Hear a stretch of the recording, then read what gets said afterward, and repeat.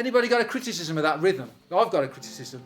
I only wanted a consistent rhythm because you can something that you know you're supposed to play, and then you can, when you hear the weight, you change the weight of your strum, you can hear the effect.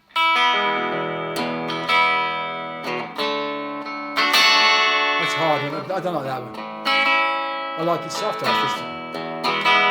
That's more casual. You know what I mean? All these different. You catch different strings. Oh, I didn't catch the bass strings. I caught the middle strings then, not the top.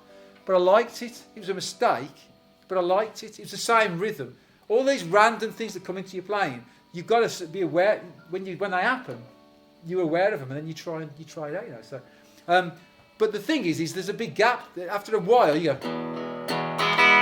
gap. That was a mistake. Gap. Gap. There's space to put that in, but you've got it. There you're doing two things then, because you're going to go.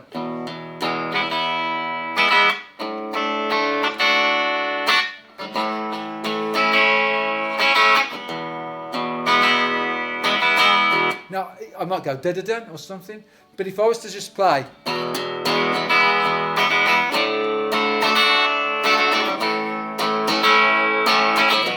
I've changed that little answer thing at the end of every line.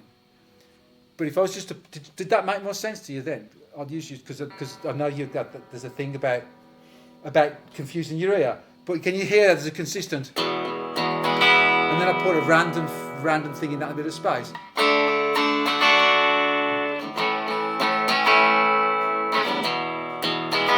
I put the randoms in there. You focus on bomb, bomb, da ding. Sorry, bomb.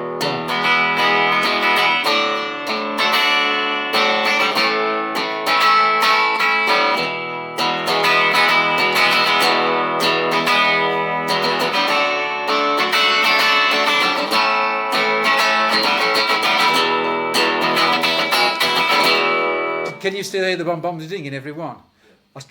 You're always going to stray. I strayed on the A or the D. But can you see how the other stuff was all over the place, but he kept pulling back to the bomb da ding? It's actually quite difficult to do because you end up, once you start filling it up, you start filling the other one up as well. But you got to maintain the discipline. But that's how what sounds like a fancy rhythm can sometimes be more understandable. And if you sit and listen to Jim, you won't get it off Jimi Hendrix, but there's some bands that you listen to. If you listen to them long enough, that stuff starts to percolate in. And that's why I recommend that you listen to the material that we put up, even if you can't play, because those are the things that, all the material that you listen to yourself, you'll learn all that stuff once you get the idea of it. So you have a little, because this is the fun bit. Now I won't feel bad about torturing you for the next 15, 20 minutes. Did you feel you were sitting on the pulse rather than, did you just feel you floating on the pulse and then what you played? I mean, all that stuff I was calling, but bomb, chord E, bomb, da ding, 2, 3, 4, A, D, bomb, da ding, 2, 3, 4. The pulse you just feel, I'm just clapping. You can sing that kind of thing in your head, and you can even use the 2, 3, 4 as it's different to what I was saying to you about constantly counting. It's not wrong to constantly count, it's just you want to ease yourself off it and back in and out.